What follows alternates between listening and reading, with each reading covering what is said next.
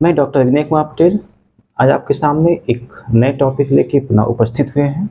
और वो टॉपिक है भारत में महात्मा गांधी का पहला सत्याग्रह यानी चंपारण किसान आंदोलन। कुछ लोग इस संसार में ऐसे आते हैं जो शारीरिक सुंदरता के मापदंड के हिसाब से आकर्षण विहीन होते हैं, लेकिन अपने अथक परिश्रम से, नैतिकता से और उपलब्धियों के माध्यम से ऐसे मापदंड स्थापित कर जाते हैं जिसके कारण वे इसी संसार में जीते जी और मरने के बाद भी लोगों के आकर्षण का केंद्र बन जाते हैं। वे आत्मा की अमरता की श्रेणी में शामिल होकर युगों युगों तक आत्मा की अमरता की श्रेणी में शामिल होकर युगों युगों तक संपूर्ण मानव जगत का मार्गदर्शन करते रहते हैं।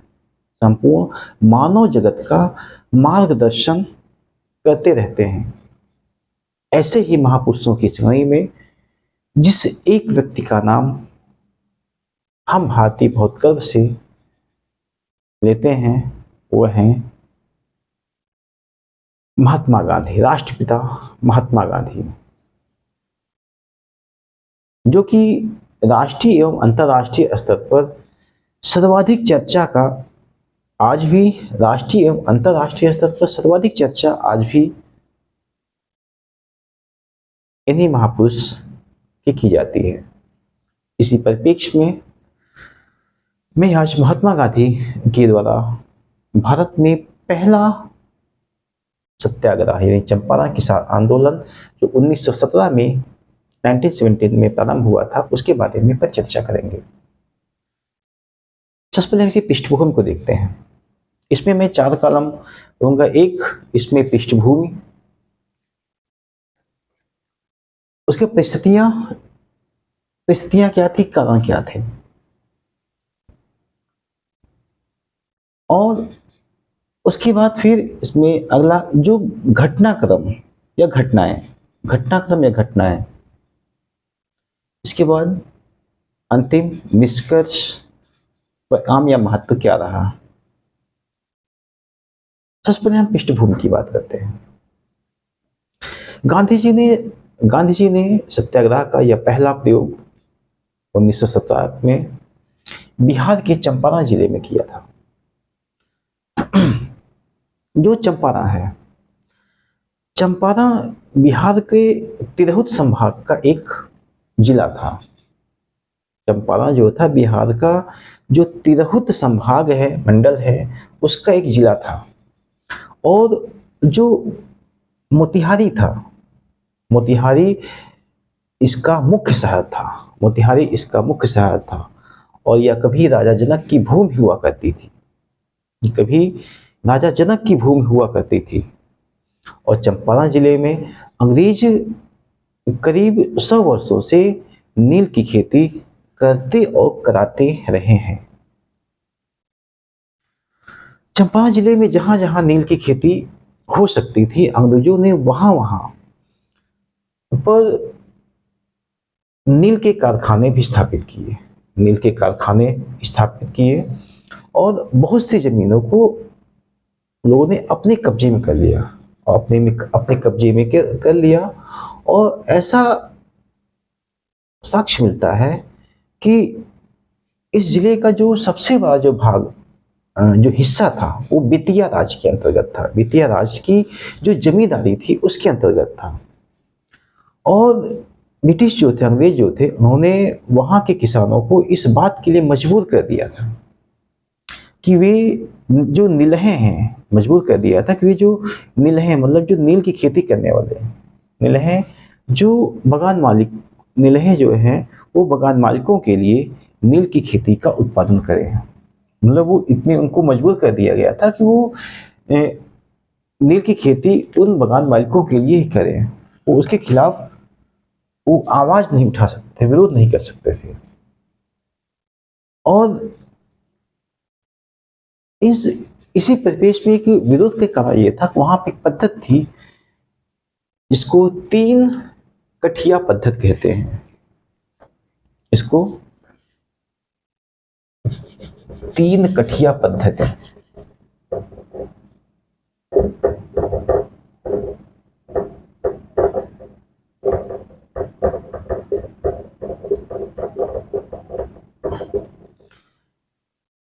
तीन कठिया पद्धति। ये जो तीन कठिया पद्धति के अंतर्गत ये था कि किसानों को अनिवार्य रूप से अनिवार्य रूप से अपनी जमीन के 3/20वें हिस्से पर उन्हें नील की खेती अनिवार्य रूप से करना था। कुल मिला के कह सकते हैं कि जो किसान है उनकी जो जमीन है उसके 3/20 हिस्से पर उनको नील की खेती अनिवार्य रूप से करना था। और वहां पे एक तिनकठिया के समकक्ष वहां पे स्थानीय भाषा में इसको कट्टे भी कहते थे। जैसे वर्तमान में हम इसकी तुलना बिस्वा से कर सकते हैं कि जैसे हम एक बीघे में 20 बिस्से होते हैं, वैसे वहां पे माना जाता था कि मतलब बिस्वे को ही वहां पे कट्टा कहा जाता था। ये कहा जाता था कि जो 20 कट्टा होता था, जो 20 कट्टा के बराबर 1 एकड़ होता था। 1 एकड़ में 20 कट्टे होते थे और इस 20 कट्टे 1 एकड़ के बराबर होता था। इसमें इस 20 कट्टे में से 3 कट्टे में नील की खेती अनिवार्य रूप से करना होता था और इसी वजह से इसको 3 कठिया पद्धति कहा गया है। और ये जो अंग्रेज थे, ये किसानों के खेत जो सबसे अच्छे होते थे उसको चुनकर वो नील की खेती कराते थे। जो सबसे अच्छे खेत होते थे उसको चुनकर वो नील खेती कराते थे। और ये नील लगाने का कार्य ये अन्य फसलों की अपेक्षा ये पहले करा लिया जाता और सबसे पहले इसको पूरा कर लिया जाता था। और किसी किसान की हिम्मत नहीं थी कि वो इसका विरोध कर सके या नील को लगाने से इनकार कर सके, किसी किसान की हिम्मत नहीं थी। ये जो 3 कठिया पद्धति का विरोध भी हिम्मत नहीं थी, लेकिन धीरे धीरे करीब 19वीं शताब्दी के छठे दशक तक, मतलब देखते हैं 1860 के दशक में हम देखते हैं कि इस 3 कठिया पद्धति का विरोध होना शुरू हो गया। और इसी परिप्रेक्ष्य देखते हैं जब 19वीं शताब्दी के अंत तक हम देखते हैं कि जो जर्मनी था वहां पे क्या था, वहां पे जर्मनी में अब आर्टिफिशियल कृत्रिम रंग बनाना शुरू हो गया। मतलब कि वहां पे जर्मनी में दूसरे प्रकार के रंग बनाने के लिए एक कृत्रिम तरीके से रंग बनाने की प्रक्रिया का वहां पे विकास होना शुरू हो गया। और भारतीय जो थे और इनका जो भारतीयों के द्वारा जो नील उत्पादित होता था वो जर्मनी की जो आर्टिफिशियल रंग बनते थे उससे वो काफी सस्ते होते थे। भारतीयों का वो काफी महंगा होता था। और भारतीय नील अब जर्मनी के नील से प्रतिस्पर्धा नहीं कर पा रहे थे। कृत्रिम रंगों की प्रतिस्पर्धा के कारण जो नील के व्यापार में अब क्या हुआ कि अब मंदी आने लगी और जो नीलहे जो बागान मालिक थे उन्होंने इसका भार क्या किया कि इसका भार उन लोगों ने अब किसानों पर डालने का प्रयास किया। जब मंदी आने लगी तो लोगों ने इसका भार किसानों पर डालने का प्रयास किया। और जब किसानों पर इसका भार डालने का प्रयास किया तो किसान स्वाभाविक रूप से वो विरोध करने लगे। और 20वीं शताब्दी के पहले दशक यानी 1905 से 1908 के बीच देखते हैं कि जो मोतिहारी और बेतिया क्षेत्र में बहुत तेज से विरोध होना शुरू हो गया।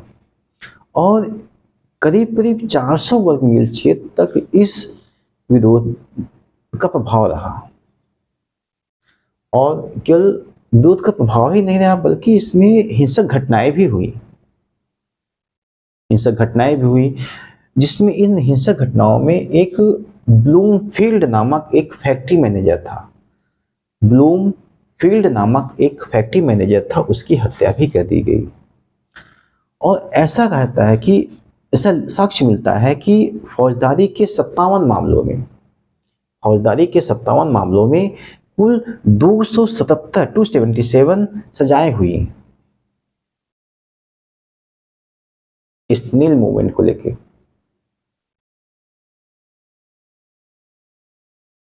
बीसवीं शताब्दी के दूसरे दशक के मध्य तक हम देखते हैं, करीब 27 दिसंबर 1916 ईस्वी को, ये वो वर्ष था जब कांग्रेस और मुस्लिम लीग के बीच समझौता हुआ। 27 दिसंबर 1916 को अंबिका चरण मजूमदार ए के मजूमदार के नेतृत्व में, अध्यक्षता में लखनऊ के मोती नगर स्थित नवाब वाजिद अली शाह के बगीचे में, लखनऊ के मोती नगर स्थित नवाब वाजिद अली शाह के बगीचे में भारतीय राष्ट्रीय कांग्रेस का अधिवेशन हो रहा था, जिसकी अध्यक्षता अंबिका चरण मजूमदार ने किया और इसका प्रतिफल कांग्रेस और मुस्लिम लीग का समझौता भी हो गया। और इस अधिवेशन में महात्मा गांधी भी शामिल हुए थे। महात्मा गांधी भी इस अधिवेशन में वो शामिल हुए और इसमें उपस्थित थे। और चंपारण में जब इतना विरोध हो रहा था नील को लेके, तो वहां के कुछ स्थानीय लोग थे, जैसे वहां के एक किसान थे जिनका नाम था पंडित राजकुमार शुक्ल, और वहीं के बिहार के ही चंपारण के एक किसान थे ब्रज किशोर, जो वकील बन गए थे। ब्रज किशोर प्रसाद जो थे, ये भी इस अधिवेशन में शामिल हुए थे। ब्रज किशोर प्रसाद लखनऊ अधिवेशन में जब इनको बोलने का मौका मिला, तो इन्होंने चंपारण के विषय में ब्रज किशोर प्रसाद ने लखनऊ अधिवेशन में बोलना शुरू किया। और फिर बोलने के बाद इन्होंने एक प्रस्ताव भी पास करवाया। और इसी कारण से महात्मा गांधी जो है, ये ब्रज किशोर प्रसाद को बिहार के सेवा जीवन का प्राण भी कहते हैं। महात्मा गांधी जी ने वकील ब्रज किशोर प्रसाद को बिहार के सेवा जीवन का प्राण भी कहा है, क्या पुकारा है। और इस लखनऊ अधिवेशन में जब पंडित राजकुमार शुक्ल शामिल हुए और उन्होंने अपनी समस्या, चंपारण के नीलहों की समस्या को लेके वो महात्मा गांधी से मुलाकात हुई और मुलाकात करने के बाद उन्होंने महात्मा गांधी को चंपारण आने के लिए निमंत्रण दिया। और फिर पंडित राजकुमार शुक्ल वापस चंपारण आ गए। वापस चंपारण आने के बाद उन्होंने घूम कर ये डुगडुगी फैलाई दी, ये चर्चा, ये बता दिया हम लोगों को कि हम लोग की समस्याओं का समाधान करने के लिए महात्मा गांधी आ रहे हैं। अब आम जनमानस पूरे चंपारण में एकदम ये महात्मा गांधी के नाम का एकदम जिक्र होने लगा। तो वहाँ की जो स्थानीय जो गवर्नमेंट थी, उसने क्या किया कि उसने महात्मा गांधी के आने के पहले ही वहां पे धारा 144 लागू कर दिया। और महात्मा गांधी अप्रैल 1917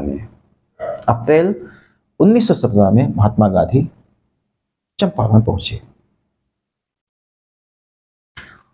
और इनके खिलाफ जो धारा 144 जो लागू कर दिया गया था, और इनके खिलाफ इस धारा 144 का उल्लंघन का एक मुकदमा भी दायर किया गया है। लेकिन बाद में मुकदमा ये जो है ये वापस भी ले लिया गया बाद में।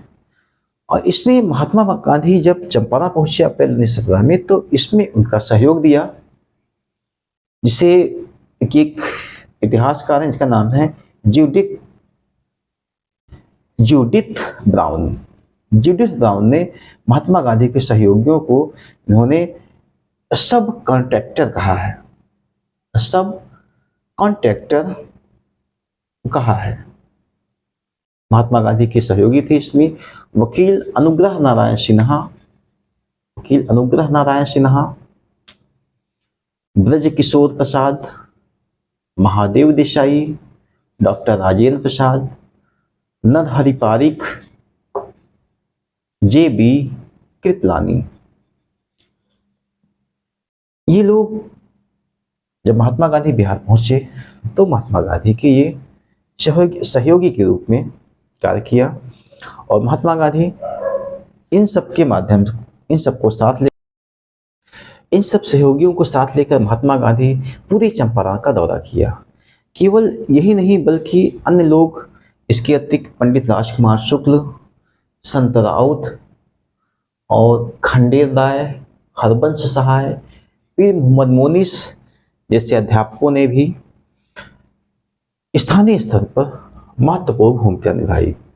जो पीर मोहम्मद मोनिस थे, पीर मोहम्मद मोनिस जो थे, इन्होंने कुछ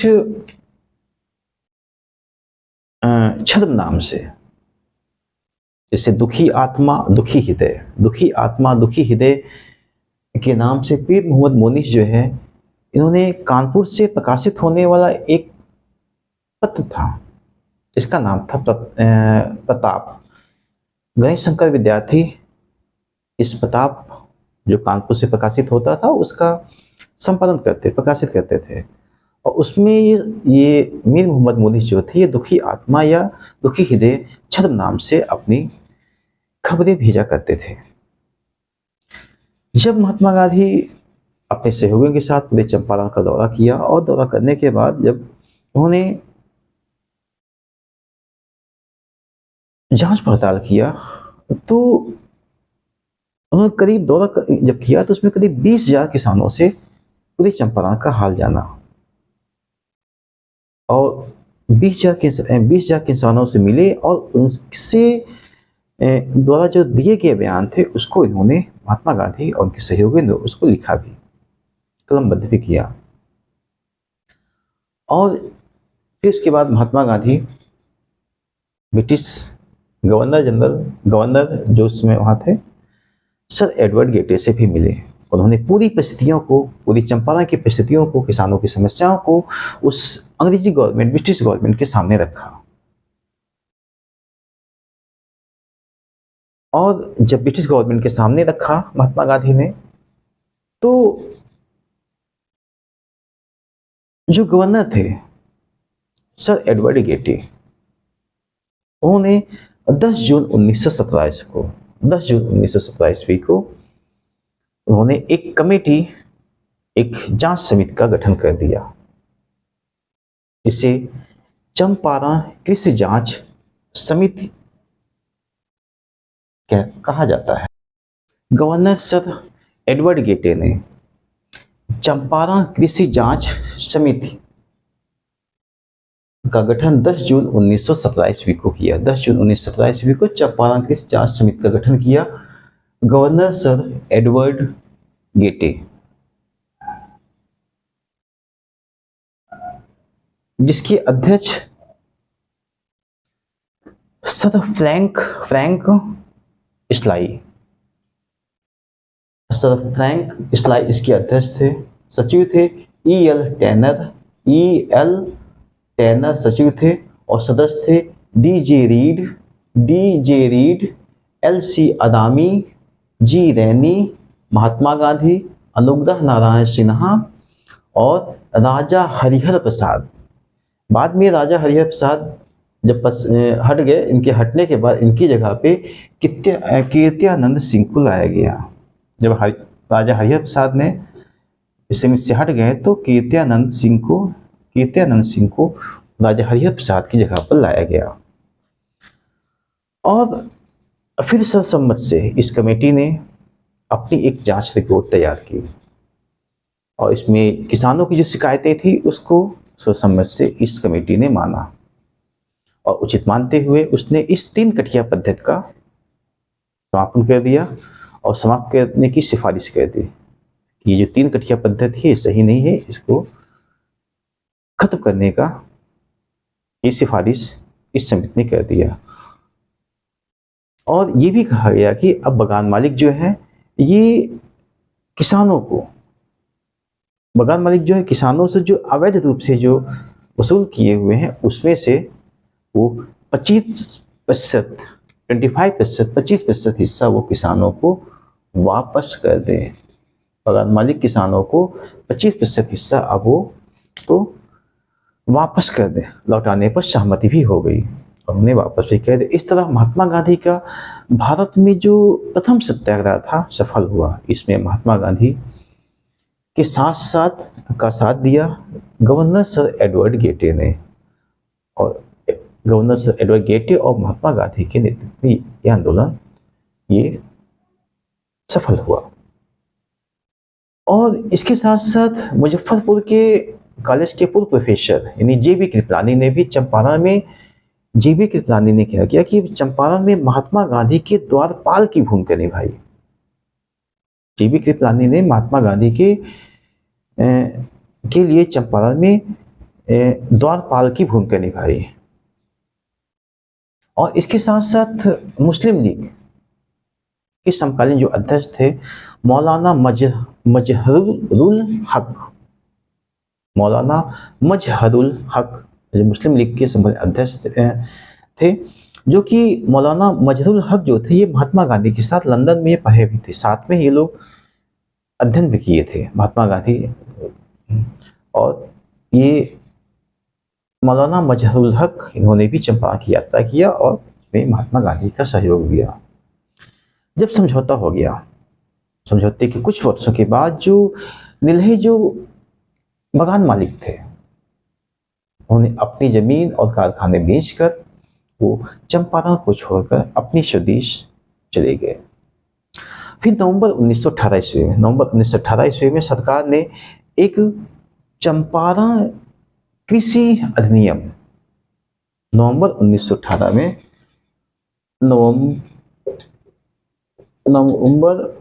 1918 ईस्वी में चंपारण कृषि अधिनियम पारित किया और इस पारित करने के बाद किसानों को रियायत दे दी गई। इससे हम देखते हैं कि चंपारण आंदोलन में पहली बार महात्मा गांधी की जय के नारे लगे। पहली बार हम देखते हैं यहाँ पे महात्मा गांधी के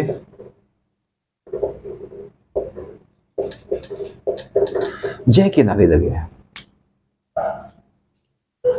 और महात्मा गांधी के जय के नारे पहली बार महात्मा गांधी की जय के नारे भी लगाए गए। और इसके साथ साथ आंदोलन के दौरान महात्मा गांधी ने करीब 6 गांवों में, चंपारण आंदोलन के दौरान महात्मा गांधी ने करीब 6 गांवों में पाठशालाओं की भी स्थापना किया और पाठशालाओं की स्थापना किया और शिक्षा के क्षेत्र में दृष्टात्मक कार्यों को बढ़ावा दिया चंपारण में, और इस कार्य में मदद किया।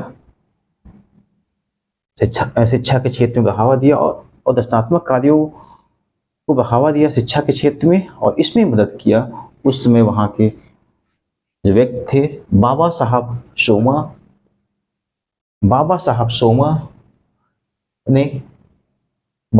सोमा ने, पुंडलीक ने, अवंतिका बाई गोखले ने, छोटे लाल ने, सुरेंद्र नाथ और महात्मा गांधी की पुत्र देवदास ने भी, और महादेव देसाई की पत्नी दुर्गा बहन ने, और नरहरि पारिक की पत्नी मरी बहन ने, और महात्मा गांधी की पत्नी कस्तूरबा गांधी ने।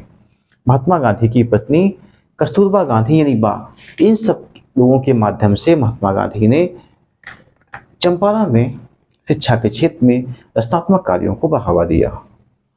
और यही नहीं बल्कि अगर बात करें अवंतिका बाई गोखले की बात करें तो अवंतिका बाई गोखले ने एक पाठशाला, उन्होंने एक पाठशाला स्थापित किया था जिसे आदर्श पाठशाला कहा जाता था।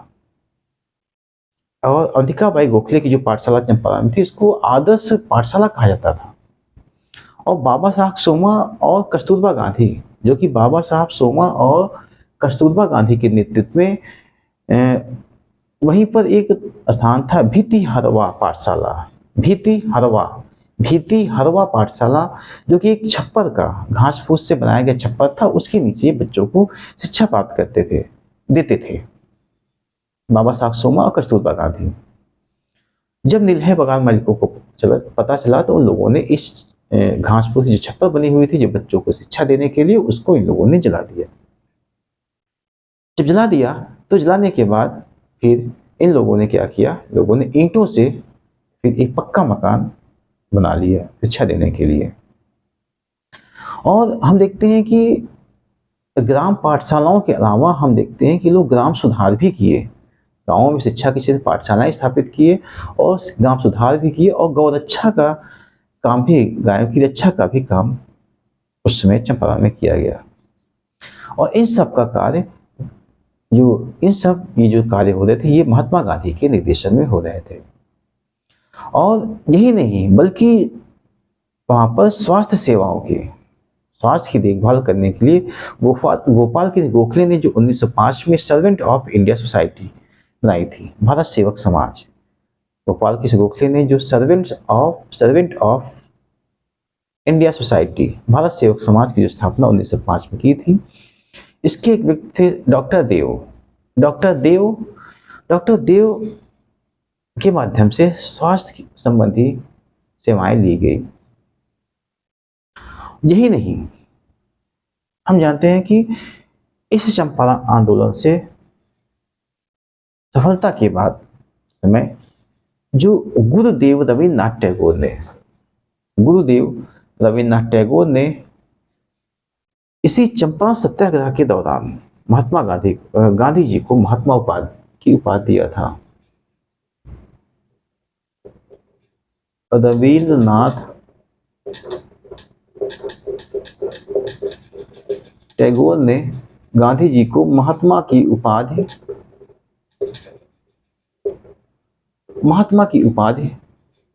गुरुदेव रवीन्द्रनाथ टैगोर, ये रवीन्द्रनाथ टैगोर वही हैं जिन्होंने भारत का राष्ट्रगान और बांग्लादेश का राष्ट्रगान की रचना की थी।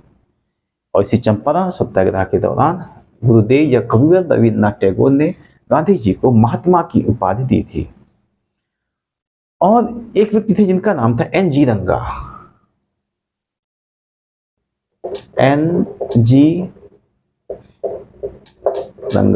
ये जो एन जी रंगा थे, इन्होंने क्या किया, इन्होंने चंपारण सत्याग्रह का विरोध किया। चंपारण सत्याग्रह का एन जी रंगा ने विरोध किया। किंतु अगर हम इस चंपारण सत्याग्रह की बात करें और महात्मा गांधी मूवमेंट की बात करें तो भारत में ये मूवमेंट बहुत सफल रहा और इसने भारतीय स्वतंत्रता आंदोलन को एक दिशा दे दिया। और दिशा देने के साथ साथ हम देखते हैं कि इसने अब आगे की रणनीति तैयार कर दी, आगे के आंदोलनों की पृष्ठभूमि तैयार हो गई। और इसी वजह से 1919 से 1917 के बाद हम देखते हैं फिर अगला जो मूवमेंट हुआ, अहमदाबाद मिल आंदोलन हुआ। उसमें महात्मा गांधी ने पहली बार भूख हड़ताल का प्रयोग करके उसमें भी सफल रहे। उसके बाद गुजरात के खेड़ा में मूवमेंट हुआ और उसके बाद फिर देखते हैं 1942 तक भारत छोड़ो आंदोलन, तो जितने भी मूवमेंट हुए वो सब सफल रहे। अगर राजनीतिक महत्व की दृष्टि से बात किया जाए तो चंपारण किसान आंदोलन एक बहुत महत्वपूर्ण आंदोलन था। लेकिन कुछ इतिहासकार इसे राजनीतिक दृष्टि से कहते हैं कि ये जो चंपारण किसान आंदोलन था, ये वास्तव में राष्ट्रवाद की एक दंत कथा बनकर रह गया। कहते हैं कि राष्ट्रवाद की एक दंत कथा मात्र बनकर ये चंपारण मूवमेंट रह गया। धन्यवाद।